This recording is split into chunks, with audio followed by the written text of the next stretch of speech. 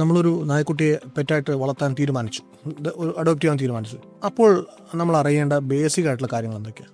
നമ്മൾ എവിടെ നിന്നാണ് ഈ നായ്ക്കുട്ടിയെ വാങ്ങുന്നത്, അല്ലെങ്കിൽ അഡോപ്റ്റ് ചെയ്യുകയാണെന്നുണ്ടെങ്കിൽ അങ്ങനെ, അതായത് വാങ്ങുന്ന സ്ഥലം ആരുടെ കയ്യിൽ നിന്നാണ് വാങ്ങുന്നത്, അതിന് യഥാർത്ഥത്തിൽ വാക്സിനേഷൻ കാര്യങ്ങളെല്ലാം പ്രോപ്പറായിട്ട് ചെയ്തിട്ടുണ്ടോ, വിരമരുന്ന് കൊടുത്തിട്ടുണ്ടോ, അതൊക്കെ വളരെ പ്രധാനമാണ്. അതിൻ്റെ ജനറൽ ഹെൽത്തിനെ പിന്നീടാണെങ്കിലും ബാധിക്കുന്ന കാര്യങ്ങളാണ്. മറ്റെന്തെങ്കിലും അസുഖങ്ങളുണ്ടോ എന്നൊരു ഡോക്ടറുമായിട്ട് കൺസൾട്ട് ചെയ്യുക ഉടൻ തന്നെ, അതും ഒരു പ്രധാന കാര്യമാണ്. കാരണം നമുക്കറിയാത്ത പലതരത്തിലുള്ള അസുഖങ്ങൾ പെട്ടെന്ന് ഒറ്റ നോട്ടത്തിൽ നമുക്ക് മനസ്സിലാക്കാൻ സാധിക്കാത്ത തരത്തിലുള്ള, സാധാരണക്കാരന് പെട്ടെന്ന് മനസ്സിലാക്കാൻ സാധിക്കാത്ത അസുഖങ്ങളുണ്ടാവും.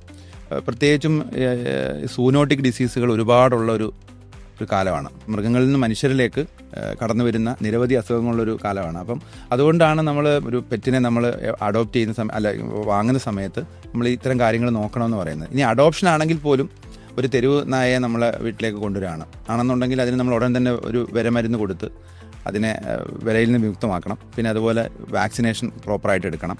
മറ്റെന്തെങ്കിലും അസുഖം ഉണ്ടോ എന്ന് തൊട്ടടുത്ത ഹോസ്പിറ്റലിൽ, ഗവൺമെൻറ് ഹോസ്പിറ്റലിലോ പ്രൈവറ്റ് ഹോസ്പിറ്റലിലോ കൊണ്ടുപോയി അവരോട് കൺസൾട്ട് ചെയ്യേണ്ടത് അത്യാവശ്യമാണ്.